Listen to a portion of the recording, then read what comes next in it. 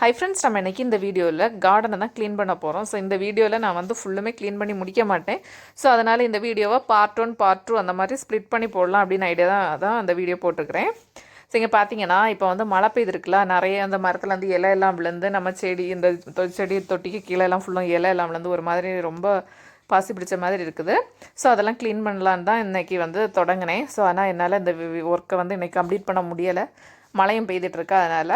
So இது பார்த்திங்கன்னா நான் நட்டு வச்ச போகன்வில்லா தான். ஸோ என்ன கலர்னு தெரியலை, அந்த குச்சி நம்ம வச்சது சூப்பராக தெளுத்து வந்திருக்கு. ஆனால் அந்த ஒரு குச்சி 2 குச்சி தெளுத்து வந்திருக்கு, இல்லாமல் வந்து எல்லாமே ஒரு மாதிரி பட்டு போன மாதிரி ஆகிடுச்சு. ஸோ இதில் வந்து இனி நம்ம வேறு செடி தான் பதியம் போடணும். ஸோ பார்த்திங்கன்னா அது ஒரு குச்சி, இந்த இதுவும் தெளுக்கலை, இன்னொரு குச்சி இருக்குது, இதுதான் தெளுத்து இருக்குது. ஸோ இதை வந்து இனி வந்து நம்ம வேறு கொஞ்சம் கூட இலை வந்ததுக்கப்புறமா ரீபார்ட் பண்ணி சூப்பராக நட்டு வச்சிடலாம்.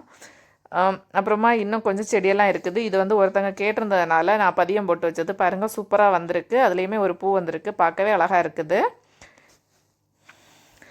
அப்புறமா இதில் வந்து செடி நடுறதுக்காக மண் எடுத்து வச்சுருக்கிறேன். இது வந்து ப்ளம்ஸ் செடி, நம்ம வந்து கடையிலேருந்து வாங்கின ப்ளம்ஸை வந்து அந்த சீடு போட்டது, அது சூப்பராக தெளுத்து வந்திருக்கு. இங்கே பார்த்தீங்கன்னா இந்த ரோஜா செடி வந்து இப்போ பூ வந்து கம்மியாக தான் பூக்குது, ஏன்னா இதுக்கு வந்து உரம் எதுவுமே கொடுத்து ரொம்ப நாள் ஆயிடுச்சு. ஸோ அதனால் வந்து அதை சூப்பராக நம்ம வந்து கட் பண்ணியாச்சு.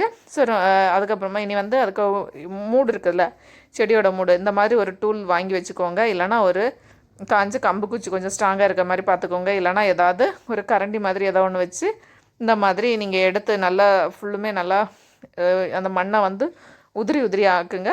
ஆக்குனதுக்கப்புறமா நம்ம வந்து உரம் போட்டோன்னா சூப்பராக தெளுத்து வந்துடும். ஸோ இன்றைக்கி நம்ம வந்து ஆட்டாம்புழுக்கு உரம் இருக்குல்ல, அதுதான் நான் இதில் போட்டிருக்கிறேன். ஸோ அதுக்கு